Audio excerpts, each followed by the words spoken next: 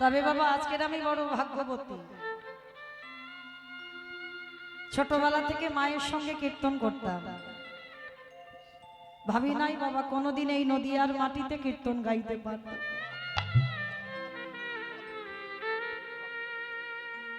আপনারা বড় ভাগ্যবতী, বড় ভাগ্যবান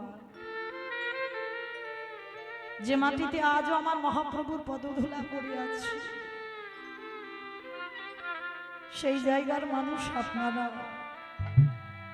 এ জন্মে তো হলো না মা, আবার যদি কোনোদিন পরবর্তী দিনে আমার জন্ম হয়,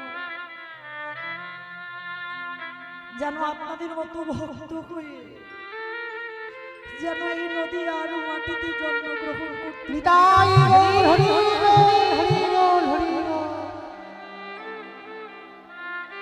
তো কীর্তনের প্রারম্ভে বাবা সবার আগে আমার কমিটি দাদা ভাইদের প্রণাম জানালাম। কেন? শুধু আমি বলি নয় বাবা, যত বড় বড় কীর্তনী আসুক না কেন, আমি তো কীর্তন জগতের সব থেকে কনিষ্ঠ, সব থেকে ছোট। যত যত কীর্তনী আসবে বাবা, আমাদের কর্তব্য সবার আগে আমার যে দাদা ভাইদের উদ্যোগে কীর্তন, তাদের চরণে প্রণাম করবার। কেন? আগে জানতে হবে বাবা এটা কলিযুগ, আর এই কলিযুগে যাগযজ্ঞ নয়, ব্রত পূজা নয়, ধ্যান তপস্যা নয়, হরিরে নাম হরিরে নাম হরিরে নামৈব কেবলম কলৌ নাস্তেব্বা নাস্তেব্বা নাস্তেব্বা গতির অন্যথা। কলির মানুষের হরিনাম ছাড়া কোনো গতি নাই, কোনো গতি নাই, কোনো গতি নাই। যে যাই করি না কেন বাবা, পূজা অর্চনা নয়, যাগযজ্ঞ নয়, এসব কলিযুগে নয়। কলির মুক্তির রাস্তা হলো একটা, এই হরিনাম সংকীর্তন। তালি বাবা কীর্তনের এই যারা আয়োজনটা করেছে সবার চরণে তাদেরকে প্রণাম জানালাম। কেন? তারা বুঝেছে, জেনেছে যে কলির জীবের মুক্তির রাস্তা হলো এটা হরিনাম সংকীর্তন। আপনারা প্রশ্ন করবেন মৌমিতা, ও তো সব কীর্তনিয়ারা বলে চলে যাচ্ছে হরিনাম ছাড়া গতি নাই, আর হরিনাম ছাড়া পদ নাই, আর হরিনাম ছাড়া রাস্তা নাই, বলে না? কীর্তনিয়ারা বলে যাবে আর আপনারা শুনে চলে যাবেন, হবে না। একটু অনুভব করতে হবে, বিচার করতে হবে। আর অনুভব যদি করতে না পেরেছি, কীর্তন শোনা বা কীর্তন গাওয়া বাবা দুটোই বৃথা হয়ে যাবে। এই জায়গাটা বাবা কোনো সাধারণ জায়গা নয়, সব থেকে কঠিন জায়গা, সব থেকে বড় জায়গা হচ্ছে আপনারাই বসেছেন শ্রবণম। তারপরে বলছে কীর্তনম, আগে কীর্তনিয়ার জায়গা নয়, আগে আপনাদের জায়গা। তাহলে তো বাবা নববিধা ভক্তিতে আগে বলতো কীর্তনম, আগে বলছে শ্রবণম, তারপরে বলছে কীর্তনম। আগে যারা শোনে তাদের জায়গাটা অনেক বড়। কীর্তনিয়াদের জায়গা বাবা আপনাদের পরে, আপনাদের উপরে নয়। আপনারা উপরে করেছেন বল, কিন্তু না, ভক্তদের আগে কীর্তনিয়া নয়, আগে আপনারা পরে ভক্ত। তো আজকে কি করেছে বাবা, এই যে কীর্তনের আয়োজনটা যারা করেছেন, এই যে আমি বারে বারে বলছি হরিনাম ছাড়া গতি নাই। আচ্ছা বাবা একটু ভেবে দেখেন তো, সত্যি কি গতি আছে? গতি যদি থাকতো, যে যত বড় ধনী হোক না কেন, যার যত অর্থ থাকুক না কেন, যার যত অট্টালিকা থাকুক না কেন, শেষের দিনে কিন্তু মা এরা কেউ তোমার সঙ্গে যাবে না। এই যে আমার হরিবাসরে আমার স্বামী এসেছে, আমার ছেলে এসেছে, সবাই আছে আমার পরিবার। তাহলে মায়েরা বলে রেখো, মনে রেখো, এরা কি আমার সঙ্গে যাবে? কখনো যাবে না। এই কটা দিনের জন্য অভিনয়, মায়ামোহ সংসারে এসে অভিনয় করতে এসেছি, অভিনয় করে যাচ্ছি। কেউ ছেলে হলো, কেউ স্বামী হলো, কেউ স্ত্রী হলো, আত্মীয় পরিজন বন্ধু বান্ধব, এক একটা অভিনয় করা হলো। আর যার যখন অভিনয় শেষ, সবাইকে একা ফেলে রেখে, যেমন এসেছিলে একা আর যাবেও তুমি একা। সঙ্গে শুধু তোমার ভজনটা যাবে, সঙ্গে শুধু তোমার কর্মটুকু যাবে, আর কিছু যাবে না। হ্যাঁ, এই যে দেখবেন মা, আর একটা ঘন্টা পর আমার দাদা ভাইরা বাবারা যদি না করেন, আমার মায়েদের দিকে হবে। আর এক ঘন্টা পরে দেখবেন মা, একজনের হয়তো কীর্তন শুনতে ভালো লাগছে, আর একজনের কোমরে এত ব্যথা বসতে পারছে না। দেখবেন হয়তো কাছাকাছি বাড়ি থেকে এসেছে, বলবে ও দিদি চল না দুজনে একসঙ্গে বাড়িতে যাই। করার কিছু নেই, একজনের হয়তো ভালো লাগছে কীর্তন, কিন্তু একজন বেশিক্ষণ বসতে পারছে না। তাহলে আজকে তোমাকে ডাকছে, তুমি চলে যাচ্ছ তার সঙ্গে। আর শেষের দিনে যেদিন ডাক আসবে, একবার ডেকে দেখো তো, ও দিদি।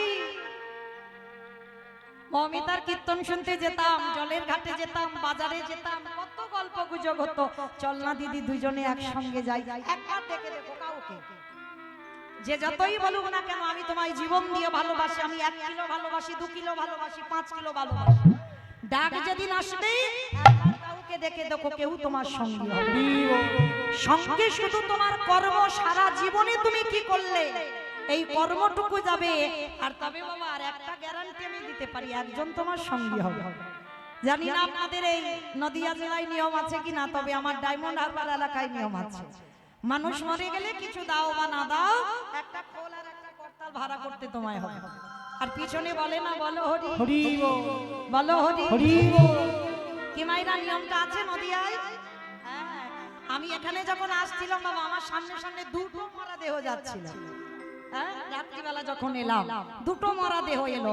তাহলে বাবা বিচার করে দেখেন, এই যে আমি মৌমিতা, এর নামটা কিন্তু সবার আগে আমার চলে যাবে, তাই না? দেখবেন আমার দেহটা যখন পড়ে থাকবে কেউ কিন্তু সকালবেলা বলবে না যে মৌমিতার দেহ বের করো, সবাই বলবে মরাটাকে বের করো। তাহলে ভগবান সবার আগে তোমার নামটাকে নিয়ে নিল। তাহলে কিসের এত গরব, কিসের এত অহংকার?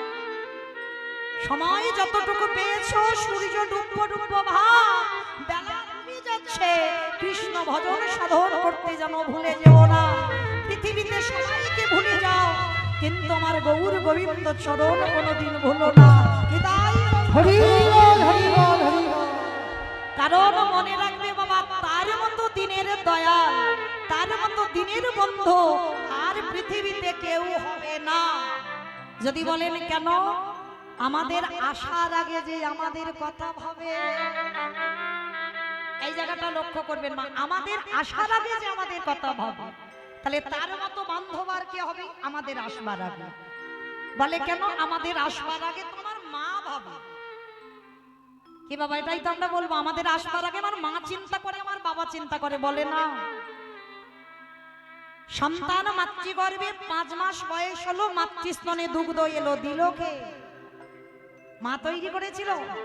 মা যদি ওটা তৈরি করতে পারত, তাহলে বাবা গর্ভে সন্তান আসার আগে পারত।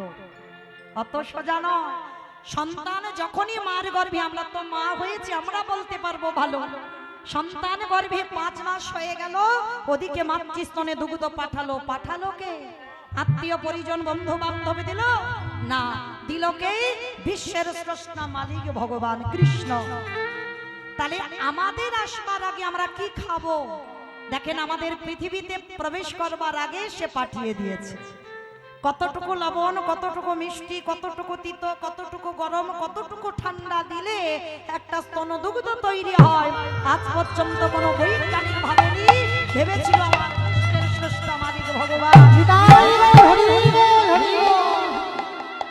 তাই বারে বারে বলে যাই, পৃথিবীতে সবাইকে ত্যাগ করে দাও, সবাইকে ভুলে যাও, কিন্তু জীবনে কোনোদিন আমার ভগবানের চরণে যেন ভুলে যাব না।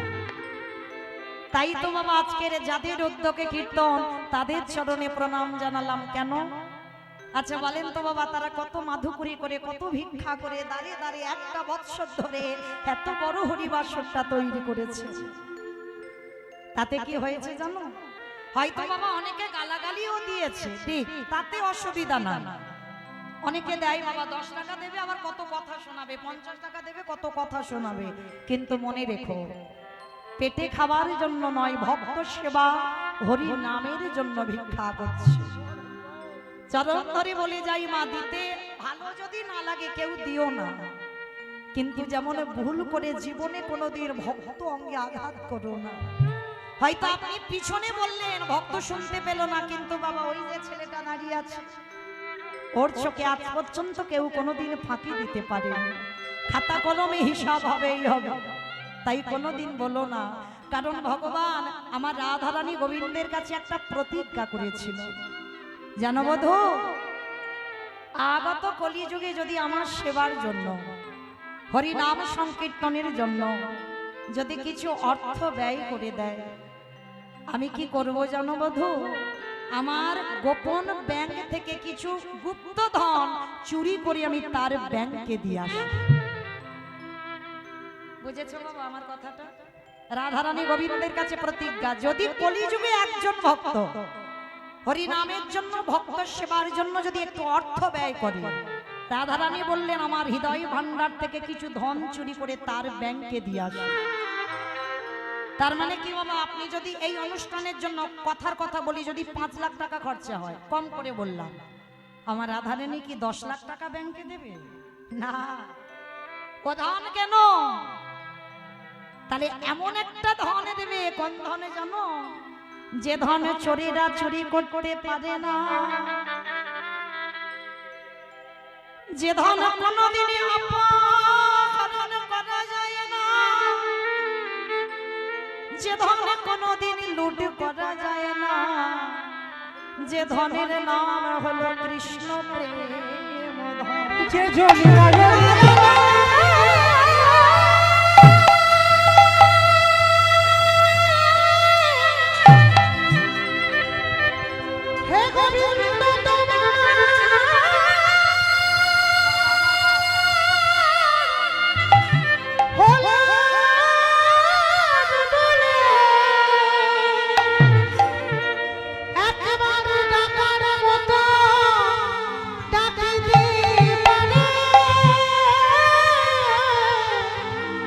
আমার ভগবান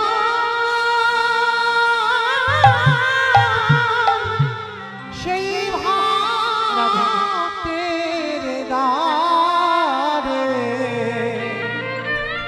সে তো চিরদিন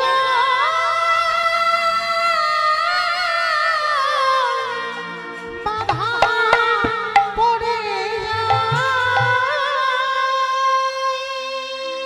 ও মায়েরা, যারা যারা ভগবানকে একবার ভালোবাসবে, ভগবান বললেন তাদের কি দশা করি জানো আমি? তাদের পরিণতিটা কি হয় দেখো। ও তারি ভিতরে ও বাহিরে আলো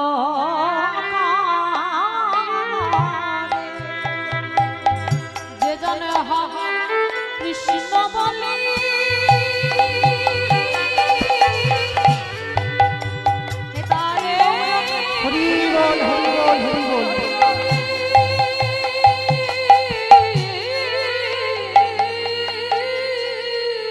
রাধে রাধে।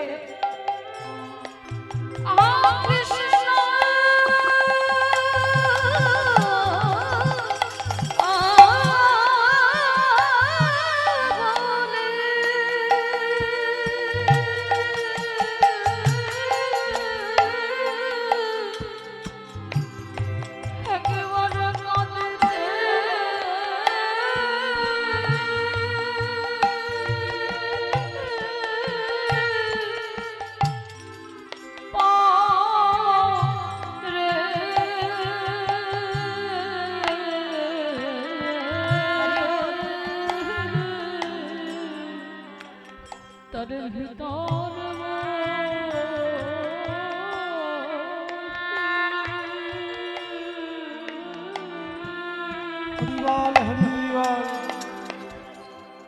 ভিতরে বাহির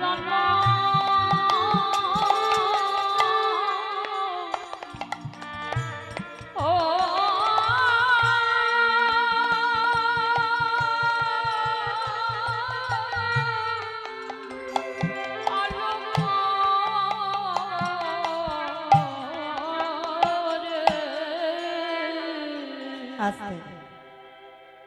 তো চলেন মায়েরা, ভগবানের গুণানুগুণ কীর্তন বলতে গিয়ে অনেক ভুল ত্রুটি হবে। হবে কেন বাবা? অবশ্যই করব। নিজ নিজ সন্তান মনে করে, নিজ নিজ ভগ্নী মনে করে সেই ভুল ত্রুটিকে ক্ষমা করে দেবেন। তো কি আমার ছেলে নয়, আমাদের ছেলে, সে যে লীলা গাওয়া হোক না কেন বাবা, আগে দুটো ছেলেকে ডাকতে হবে। কেন?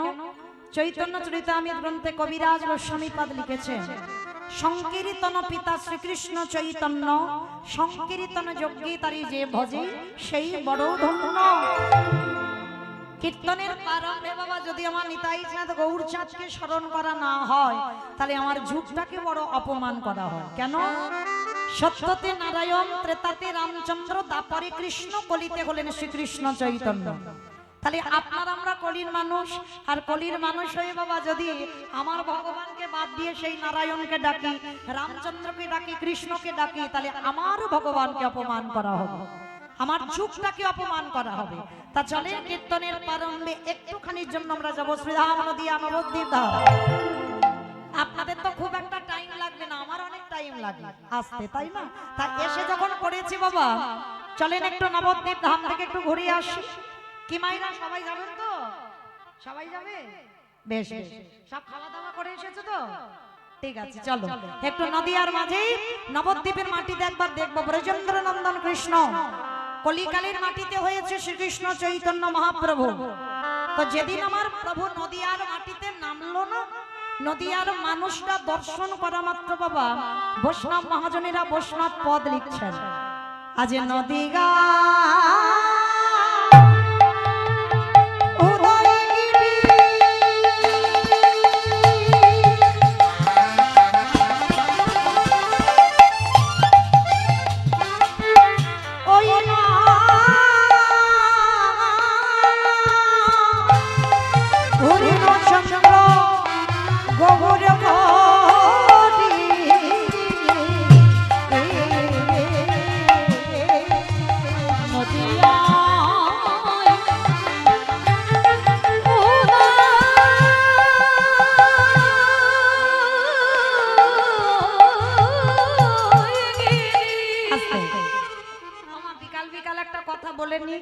ঝগড়া করতে গেলে প্রথমে করে নেওয়া ভালো, আর মাঝ রাস্তায় যদি ঝগড়া করি মা তাহলে মারামারি বেঁধে যাবে। তাহলে আমি ডায়মন্ড হারবার থেকে মারামারি করতে আসি।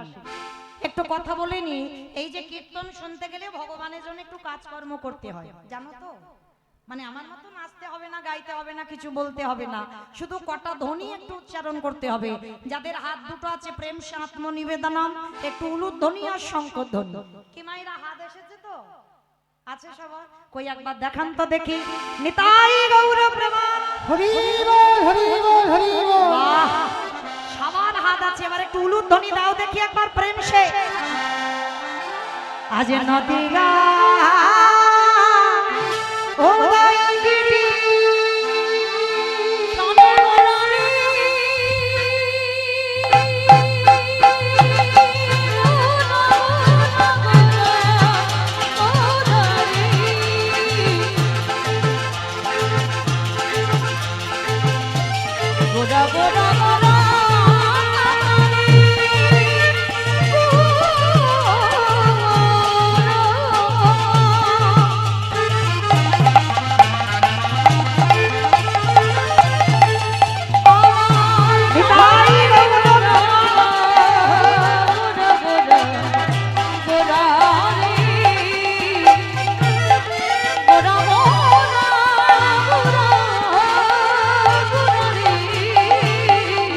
আছি নদিয়া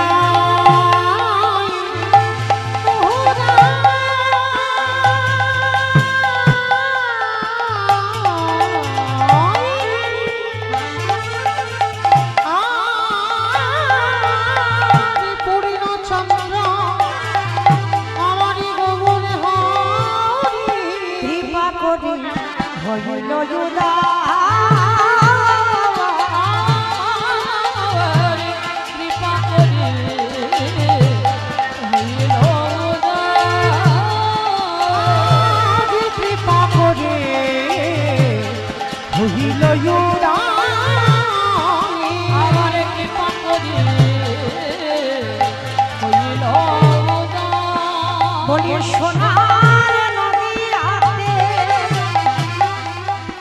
গৌর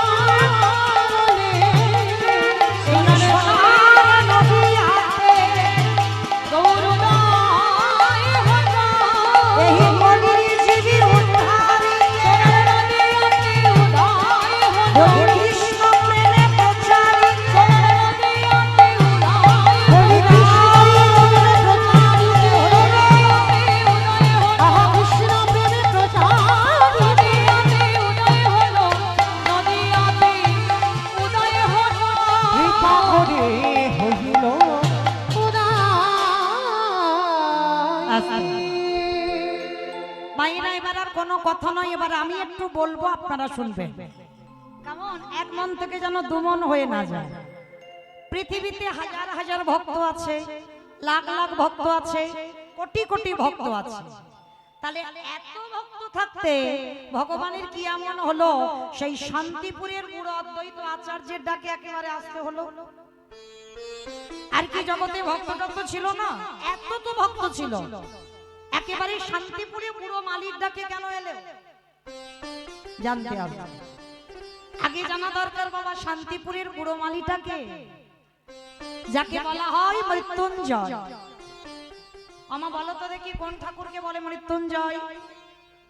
মহাদেব। বাহ, বাবা ভোলানাথের নাম হলো মৃত্যুঞ্জয়। কেন না উনি মৃত্যুকে জয় করেছিলেন, মানে 3 যুগ, সত্য ত্রেতা দ্বাপর 3 যুগে বাবার রূপ পরিবর্তন হয়নি, একই বাবা ভোলানাথ হয়েছিল। আর কলিকালের মাটিতে বাবা এই যে আমরা এত শিব চতুর্দশী ব্রত টত করি না, সারা রাত জাগলাম, সারা রাত উপসে থাকলাম, ঘটা করে বাবার মাথায় জল দিলাম, বাবা কিন্তু কলিযুগে নয়, সত্য ত্রেতা দ্বাপরেতে বাবা ছিল। আর ওই বাবা কলিকালে এসেছে নাভা দেবীর গর্ভে, যার নাম হলো কমলাক্ষ। জন্মগ্রহণ করলো কমলাক্ষ, বড় হবার পরে নাম হয়েছিল অদ্বৈত আচার্য মশাই। তাহলে মাইরা এখানে প্রত্যেকের কিন্তু মনের ভিতরে একটা প্রশ্ন জাগছে, কীর্তন মানে অনুভব, ভাবতে হবে। আর কীর্তন বাবা এই শুধু উপর থেকে শুনে চলে যাব, এটা কীর্তন শোনা হয় না, একটু ভিতরে যেতে হবে, তবে কীর্তন শুনে বাবা মজা পাওয়া যায়। তাহলে এই যে এত ভক্ত ছিল, আর 3 যুগে যে বাবা ভোলানাথ শিব হলো, কলিযুগে কেন হলো না? অনেকে কি বলে জানেন বাবা? বলে কলিযুগ তো, মানে এই যে টান দিয়ে কথা দেখবেন বাবা, কোন কোন প্রশ্নে বাবা যেন উত্তর বেরিয়ে যায়, তাই না? কলিযুগ তো মানে ঠেলা দিয়ে কথা, মানে বোঝাচ্ছে কি কলি নাকি ভালো না। কি বাবা কলিযুগ ভালো না? ভুল কথা। ভগবান একবারও সত্যযুগকে ধন্য যুগ বলেনি, একবারও ত্রেতা যুগকে ধন্য যুগ বলেনি, একবার দ্বাপর যুগকে ধন্য যুগ বলেনি, কিন্তু কলিযুগটাকে বারবার বললেন ধন্য কলিযুগ। আর কেন ধন্য হবে না বাবা? প্রমাণ তো পড়ে আছে, দেখেন। সত্যযুগে অস্ত্র ধারণ করে হিরণ্যাক্ষ হিরণ্যকশিপুরকে মারলো, ত্রেতা যুগে রাম অবতারে রাবণ কুম্ভকর্ণকে মারলো, দ্বাপর যুগে কৃষ্ণ অবতারে, বাবা আমার থেকে আপনারা বেশি জানেন, কংস শিশুপাল কালিয়নাদ অকাসুর বকাসুর তৃণা বত্রাসুর অরিষ্টাসুর, মানে শুধু মারামারি করে গেল। দ্বাপর যুগে কৃষ্ণ হই কই বলতে পারবেন কলিযুগে ভগবান কাউকে মেরেছে? তাহলে কে বলে কলি খারাপ? যে বলে খারাপ সে নিজেই ভালো। কলির ছেলে মেয়েরা খারাপ, কলিযুগ খারাপ নয়, কখনো হতে পারে না কলিযুগ খারাপ। ভগবান বারে বারে বললেন এবি অস্ত্র না ধরিব, প্রাণে কারে না মারিব, প্রেম দিয়ে চিত্ত শুদ্ধি করিল সংহার। কলির মানুষ এত ভালো মানুষ, কলির মানুষ এত শান্ত মানুষ, এদের জন্য অস্ত্র ব্যবহার করতে হবে না, এদের একটু নাম আর প্রেম দিলে এরা উদ্ধার। তাই তো ভগবান যুগ ধর্ম প্রবর্তক নাম সংকীর্তন, চারি ভাব ভক্তি দিয়া নাচাই নভুবন, আপন ভক্ত ভাব করি অঙ্গীকার, আপনি না করলে ধর্ম জীবের শিখানো না যায়, আপনি আচরি ধর্ম জীবের শিখায়, এই তো সিদ্ধান্ত গীতা ভাগবতে গায়। এই মতো কলিকালে প্রথম সন্ধ্যায় অবতীর্ণ হলেন কৃষ্ণ, আপনি নদিয়া।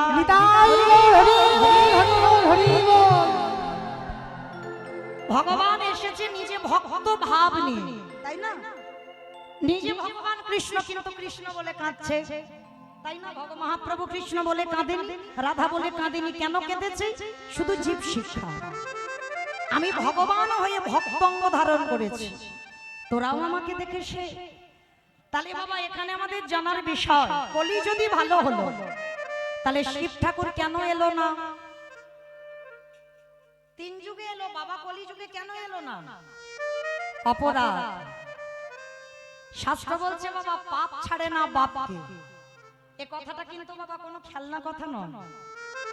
এই যে পাপ ছাড়ে না বাপকে, আমরা অনেক সময় চলতি কথা ভাবি, কিন্তু এর মানেটা বুঝতে হবে। পাপ ছাড়ে না বাপকে কেন কথাটা বলি? যেমন আমার বাবাকে, যেমন আমি মৌমিতা ঘোষ, আমার বাবার নাম হলো রাধেশ্যাম ঘোষ, এটা আমার জন্মদাতা পিতা, চিরস্থায়ী নয়, ক্ষণস্থায়ী। ধরে রাখতে পারবো? ডাক এলে চলে যেতে হবে। তাহলে প্রত্যেকের জন্মদাতা পিতা আছে, কিন্তু বাবা তাকে চিরজীবন আমরা কেউ ধরে রাখতে পারবো না। কিন্তু প্রত্যেকের একটা আসল পিতা আছে, যিনি হলেন বিশ্ব পিতা, যিনি হলেন জগৎ পিতা, যিনি হলেন সবার পিতা, যিনি বিশ্বের শ্রেষ্ঠ মালিক ভগবান কৃষ্ণচন্দ্র। আর এই যে পাপ ছাড়ে না, পাপকে কথাটা বলি কেন, আমাদের বাবা হচ্ছে ভগবান, আর ওই ছেলেটাকে কি পাপ ছেড়েছিল? দেখেন বাবা একটু শাস্ত্রের দিকে গিয়ে, যেদিন কুরু বংশটা ধ্বংস হয়ে গেল, যেদিন গান্ধারী কুরুক্ষেত্রের মাঠে হাতে মশাল নিয়ে পাগলিনীর মতো কেঁদেছিল, একটা নারী জাতি কুরুক্ষেত্রের মাঠে হাহাকার করে কাঁদছে, দুর্যোধনের মুখাগ্নি করবে কেউ নেই, পিছন থেকে একজন এসে গান্ধারীকে ডেকে বলেছিল আমি আছি। মানে দুর্যোধনের মুখে আগুন দেবে, পিছন থেকে একজন ডাক দিয়েছে আমি আছি। কে তুই?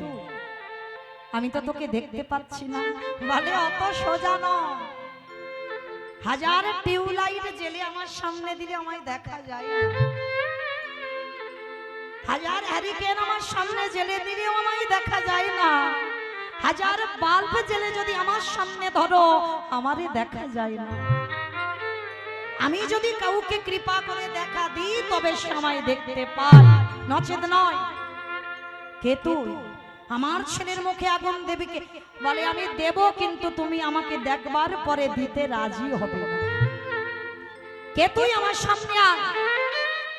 গান্ধারী কাঁদছে, পিছন থেকে ছেলেটা বলে উঠলো তোমার সেই নয়ন এখন হয়নি, তবু আমি তোমাকে দেখা দেব। ভগবান কৃষ্ণ সামনে এসে দাঁড়িয়েছে, আর যেই না দাঁড়িয়েছে গান্ধারী চমকে উঠেছে। কৃষ্ণ, ছি ছি ছি ছি, আমি পুত্রহারা জননী, আমি কাঁদছি, তুই আমাকে দেখে হাসছিস। পিসিমা তুমি কাঁদবে কেন? কেন কাঁদবে? তুমি চোরের ধন বাট্টারাই নিয়েছে, এতে আবার কান্নাকাটি করার কি আছে? কৃষ্ণ, আমি ওদের মা। বলে না, জন্ম দিলেই মা হওয়া যায় না, কর্মটা করে দেখাও। তোমার 100টা ছেলে কেউ ধর্মের পথে ছিল না, 100টা ছেলে তোমার অধার্মিক ছিল, আর ওদের মৃত্যুর জন্য তুমি যাকেই দায়ী করো না কেন, আমি একটা কথা বলবো পিসিমা, তোমার 100টা ছেলের মৃত্যুর জন্য তুমি একমাত্র মাই দায়ী না। কৃষ্ণ, আমি ওদের জন্মদাত্রী মা। বলে না, তুমি মা নামে কলঙ্ক। ওই 100টা ছেলে তো তোমার হবার কথা ছিল না, তুমি তো কায়দা করে চুরি করেছো। তাহলে চুরি করা জিনিস যদি আবার চুরি হয়ে যায়, এতে কান্নাকাটি করছো কেন? কৃষ্ণ, আমি 100টা ছেলে চুরি করেছি। বলে হ্যাঁ, মনে করে দেখো সেদিনের কথা। ওই 100টা ছেলে তো মা কুন্তির হওয়ার কথা ছিল। যেদিনে দুর্বাসা মুনি গেল, কুন্তির ঘরে গিয়ে বলেছিল মা আমি তোর বাড়িতে একটু পরমান্ন খেতে চাই। পরমান্ন মানে? পরমান্ন মানে খিচুড়ি, মানে খিচুড়ি স্কুলেই তো পড়েছে, ওই জন্য এটা বলতে পারছে না। পরমান্ন মানে পায়েস। তো দুর্বাসা মুনি কুন্তিকে বলল আমি একটু পরমান্ন পেতে চাই, তবে হ্যাঁ যে কোনো পাত্রে নয়, 100টা সোনার পাত্রে আমায় পরমান্ন দিতে হবে, 100টা সোনার পাত্র। তখনকার দিনের কথা। জোগাড় করেছিল বাবা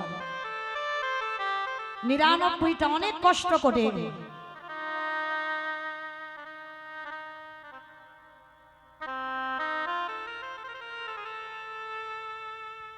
নিতাই গৌর কৃষ্ণ প্রেমানন্দে হরি বল হরি বল হরি বল। অপরাধ নেবেন না বাবা, আপনাদের চরণে আমার একটা নিবেদন, যেন কেউ আমার উপরে অভিমান করবেন না, কথাগুলো বলছি বলে। কীর্তনের শেষে আপনাদের জন্য আমি সময় দেব, দাঁড়াবো। কিন্তু চরণ ধরে নিবেদন, কীর্তন চলাকালীন কেউ হরি বাসরে আসবেন না, এইটুকু আপনাদের চরণ ধরে নিবেদন। কেউ যেন আমার উপরে রাগ করবেন না, আপনাদের জন্য আমি শেষে দাঁড়াবো, কিন্তু কীর্তন চলাকালীন কেউ আসবেন না। নিতাই গৌর কৃষ্ণ হরি প্রেমানন্দে। বল হরি বল। আজকে দুর্বাসা মুনি বলেছিল 100টা সোনার পাত্রে আমায় পরমান্ন দিতে হবে কুন্তী। তা কুন্তী বাবা তখনকার দিনে 99টা পাত্র জোগাড় করেছিল।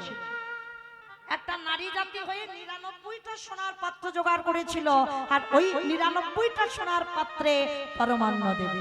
একটা পাচ্ছে না, আর একটা পাচ্ছিল না বলে ওই কুন্তী কি করেছিল জানো?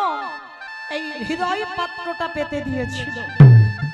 গরম ফুটন্ত পায়েস, ওই পায়েসটা নিজের বক্ষের কাপড় সরিয়ে দিয়ে ওই ফুটন্ত পায়েস বক্ষের উপরে ঢেলে হৃদয় পাত্রেতে নিবেদন করেছিল। দুর্বাসা দেখা মাত্র চমকে উঠেছিল। একি কুন্তী, তুই আমার কথা রাখতে বললেন? বাবা ঠাকুর, আমি তো 99টা জোগাড় করেছি, একটা পাইনি, ওই জন্য আমার হৃদয় পাত্র আমি পায়েসটা দিলাম, আপনি গ্রহণ করেন। ওই ভক্তিটা দেখে দুর্বাসা বলেছিল তথাস্তু মা, তোর এই যে ভক্তি দেখে আমি বড় সন্তুষ্ট। এই যে 100 পাত্রে আমায় সেবা দিলি, আমি তোকে আশীর্বাদ দেব, তুই শতপুত্রের জননী হবি। যা, তুই স্নান করে আমার কাছে আয়, শুদ্ধ আচারে আমার কাছে আয়, আর এলেই আমি তোর মাথায় হাত দিয়ে আশীর্বাদ দেব। কে গো মায়েরা, একটা ছেলের জন্য 7 ঠাকুরের কাছে মানত করি, একটা ছেলে হোক। যদি 4-5টা কন্যা সন্তান থাকে তবু একটা পুত্রের জন্য 7 ঠাকুরের কাছে মানত করি। আর কোনো মা যদি 100 ছেলের বর পায়, সে মায়ের কত আনন্দ। স্নান করতে গেছে আর সমস্ত কথাবার্তা শুনে নিয়েছিল মা গান্ধারী। আর গান্ধারী শুনে ফেলে মনে মনে চিন্তা করলো, এই তো সুযোগ, এত বড় সুযোগ তো হাতছাড়া করা যাবে না। ওই কুন্তী স্নানে আছে আর এদিকে কুন্তীর শাড়ি পরে ওই গান্ধারী আমার দুর্বাসা মুনির সামনে গেছে। যেই না ধ্যানস্থ হয়ে আছে, দুর্বাসা মুনির সামনে গিয়ে গান্ধারী ঘোমটাটা টেনে দিয়ে দাঁড়ালো। আর দুর্বাসা আগু পিছু বিচার না করে চোখ দুটো বন্ধ করে মাথায় হাত দিয়ে বর দিল, তুই শতপুত্রের জননী হবি হবি হবি। বর চুরি করে নিয়ে চলে যাচ্ছে গান্ধারী। আধা ঘন্টা পরে বাবা কুন্তী স্নান করে যেই না দুর্বাসার চরণে প্রণাম করেছে, প্রণাম করে বলছে, বাবাজি আপনি যে বর দেবেন বলেছিলেন দেন। চমকে উঠে, একই আমি ভেবেছিলাম তুই ভক্তিমতী নারী, তোর এত লোভ, তোর এত লালসা, তুই একবার সন্তান চেয়ে নিয়ে আবার দ্বিতীয়বার এসেছিস। চমকে উঠল কুন্তী। বাবা ঠাকুর বিশ্বাস করে, আমি তো আসিনি, আমি তো স্নানে গিয়েছিলাম, আর আমি আসবই বা কেন? আমি তো সবে স্নান করে অপদার্থ। আমার ভালো করে মনে আছে আমি তোর মাথায় হাত দিয়ে বর দিয়েছি। না বাবা ঠাকুর, আমি কুন্তী এ জীবনে কোনোদিন মিথ্যা আশ্রয় করি না, আর আমি বলতে পারি না আপনি আমাকে বর দেননি। দুর্বাসা মনে মনে ভাবলেন, তাহলে বরটা দিলাম কাকে? ধ্যানে বসেছে, আর ধ্যানে বসে দেখতে পেল কুন্তীর মতো শাড়ি পরে গান্ধারী বরটা চুরি করে নিয়ে পালিয়ে যায়। দুর্বাসা বাবা এমনিতে একটু রাগী, শিব ঠাকুরের একটা অংশ, সতী অনুসুয়ার সন্তান। রাগান্বিত হয়ে বললেন, ওরে পাপিষ্টা নারী, তোর এত বড় স্পর্ধা, তুই দুর্বাসার সঙ্গে ছলনা করলি, তবে তুই যখন আমার সঙ্গে ছলনা করলি আমি তো তোকে ছেড়ে দেব না। কুন্তীর মাথায় হাত রেখে বর দিল, তোর বেশি নয়, এই সমাজে সবাই তোকে বলবে তুই পঞ্চপুত্রের জননী। মাতৃর হয়েছিল 2টো সন্তান, নকুল সহদেব, আর কুন্তীর ছিল যুধিষ্ঠির, ভীম, অর্জুন। আর একটা কুমারী বেলার সন্তান ছিল মহাভারতে, যাকে দাতা বলে আখ্যা দেওয়া হলো, কর্ণ। আর এই পৃথিবীতে সবাই মহাভারতে কুন্তীকে বলা হয় পঞ্চপুত্রের জননী। তা আশীর্বাদ দিল দুর্বাসা, তোর ওই পঞ্চপুত্রের হাতে ওদের 100টা ছেলে নিধন হবে হবে হবে। কথাটা বলছে কে মৌমিতা? না, কুরুক্ষেত্রের মাঠে দাঁড়িয়ে ভগবান কৃষ্ণ। গান্ধারী পিসিকে বলল, পিসি চোরের ধন বাটপাড়ায় নিয়েছে, অত কান্নাকাটি কিসে? মনে রেখো, অন্যায় যদি তুমি করো তার ফল সুদে আসলে ঠিক সময় মতো তোমার ঘরে পৌঁছে যাবে। তোমার কর্ম যদি ভালো হয় তো ভালো ফল পাবে, আর কর্ম যদি তোমার খারাপ হয় সে মাসুল তোমাকে দিতেই হবে। যখন কৃষ্ণ বলছে, গান্ধারী থাকতে পারলো না, রেগে গিয়ে বলল, কৃষ্ণ শুধু আমি কি একাই অন্যায় করেছি, তুই করিসনি? আমার 100টা ছেলে শুনেছি জন্মসূত্রে সবাই অমৃত সপুত্র হয়, তার জ্ঞান বিবেক বুদ্ধি বৈরাগ্য কিছু থাকে না শিশুকালে। তাহলে আমার 100টা ছেলের মধ্যে তুই 99টা খারাপ করতে পারতিস, পারলি না। আমার একটা ছেলেকে তুই ভালোর পথে এনে দিতে, তাহলে তুই করিসনি। তাহলে এর জন্য আমিও তোকে ছেড়ে দেব না। আমার কুরু বংশ যেমন ধ্বংস হলো, আমি গান্ধারী পিসি তোকে অভিশাপ দিলাম, একদিন না একদিন তোর যদু বংশ ধ্বংস হবে হবে হবে। এই জন্য কথাই বলে, পাপ ছাড়ে না বাপকে। তাহলে আমাদের বাবাকে ছেড়ে দিল না, আর আপনারা আমরা তো তুচ্ছ, আমাদের কি ভগবান ছাড়বে মনে করেছ? ঠিক এই রকম একটা অপরাধ পরম বৈষ্ণব বাবা ভোলানাথ করে ফেলেছিল, যার জন্য বাবা কলিতে আর শিব হতে পারছে না। তাহলে অপরাধটা কি? এই অপরাধের কথা জানতে গেলে বাবা একটুখানির জন্য যেতে হবে মহাভারত। বুঝতে টুঝতে অসুবিধা হচ্ছে না তো? যেখান থেকে গিয়েছিলাম আবার সেখানে ফিরে এলাম। প্রশ্নটা কি ছিল? 3 যুগে শিব হলো, কলিতে শিব হতে পারছে না কেন? অপরাধটা কি?